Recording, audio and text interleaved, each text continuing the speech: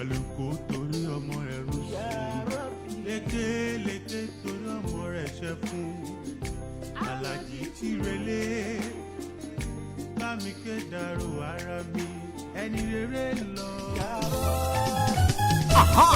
All over the world. Tẹ́ bá fẹ́ mọ̀ bó ṣe ń lọ káàkiri àgbáyé. Kaya TV radio jẹ́ kọ́ mọ̀ ẹ follow. Orin lóríṣiríṣi ètò tó mọ́gbọ́n wá. Kaya TV radio ní kẹ́ follow. Ìròyìn lẹ́kùnrẹ́rẹ́ ọ̀rọ̀ òṣèlú náà kò gbẹ̀yìn òye. Kaya TV radio ní kẹ́ follow. Dádì ẹ mọ̀ mi o ẹ like kẹ́ follow ẹ. Kaya TV radio ní kẹ́ follow. Kaya o Kaya o. Kaya TV radio ní kẹ́ máa wò kẹ́ máa follow.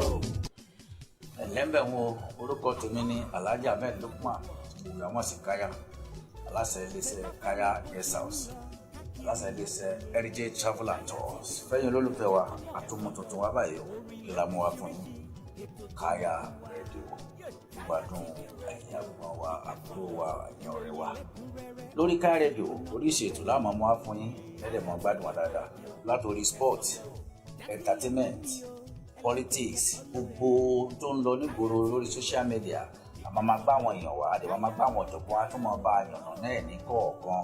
àmọ́ fún yín ní soccer tips àmọ́ fún yín ní sports àdèmọ́ fún yín ní àwọn tó yẹ pé ẹ tó bá ń jẹ́ fans a lè mọ̀ rí nǹkan tó gbádùn láti mọ̀ tẹ̀lé wa. owó tẹ̀ fi ra dátà ọ̀dún wọn yìí o owó tẹ̀ fi wá ọ̀dẹ̀ ní fọ́ o àwọn náà mọ̀ wá fún yìí o ẹ mọ̀ fọ́lọ̀ wa lórí Facebook lórí Instagram lórí YouTube gbogbo ẹ̀ lágbára Ọlọ́run àwa láàmú wa ẹ̀yin náà láàmú bá o. Alhaji Ahmed Lukman Kaya lórúkọ tèmi. Kaya TV radio ní kẹ́ máa wò kẹ́ máa follow. ẹni pàgùn kò ní kádùn. tó ẹ kú ilé ẹ káàsán ẹ káàárọ̀ ẹ kú ìyálẹ̀ta. ẹ̀dá tó ṣe kú pàlókò máa. àkójúmọ́ mọ́mọ́.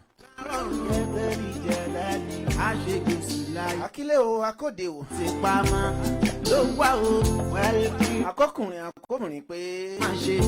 àgbà ń lè fẹ́ wá sọ yí pé ọmọ.